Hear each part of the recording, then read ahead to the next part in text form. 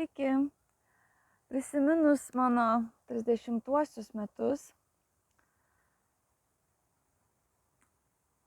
man prisiminimai sugrįžo apie Neringą Paraščiuk ir jos seserį Eriką Paraščiuk. Labai ačiū, kad buvote mano gyvenime ir buvote labai stiprios. Mane visada įkvėpėte tos stiprybės. Einam, veikiam, darom, gal tą padarom, tą ir vedėt mane už rankos, kaip tą pirmokę, tai aš taip be galo dėkinga. Ir aš žinau, kad tie visi ėjimai ir skatinimai nenueis veltui. Jums viskas sugrįž per alijansų. Todėl aš jūs kviečiu prisijungti su savo šeimomis, su savo vyrais, su visais savo draugais į mūsų kompaniją Alijansų.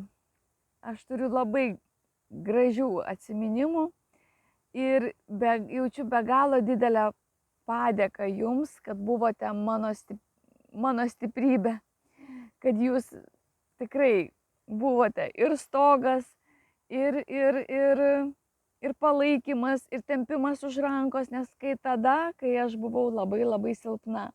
Tai visus savo draugus aš vadinu savo angelais, tai jūs buvote dvi angeliukai. Gyvenimas ar likimas mus išskyrė, skirtingais keliais pasukome, bet viskas gerai, aš dėl nieko nepykstu, aš neturiu jokių pykčių. Jo, skolintis pinigų gal ne pati geriausia idėja yra iš draugų, reikia skolintis pinigų turbūt iš bankų, bet dėl to turbūt ir pykti nereikėtų.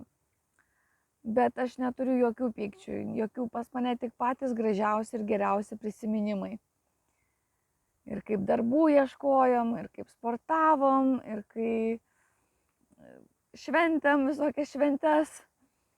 Nu, žodžiu, tik patys geriausi prisiminimai. Ir Erika, Neringa mane ir į ligoninę tempė, gydė mane, ten iš lovos tampė, kada man buvo labai stiprus inkstų uždegimas. Aš be galo tau dėkinga, Neringa, tikrai. Ir ačiū, aš tavo vestuvėse sudalyvavau. Tai pakviesk visus savo draugus ir vestuvių dalyvius.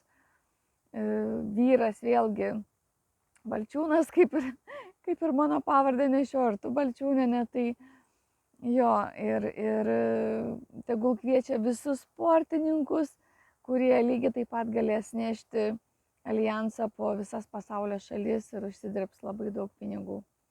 Tai kviečiu su didžiausia meile ir mes su Jevgenijum atvažiuosim, kur pakviesit ir padarysim susitikimą ir pristatymą, kodėl reikia alijanso, kam tai naudinga ir taip toliau.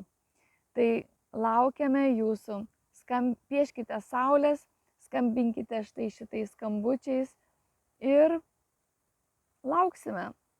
Iki malonaus. Iki.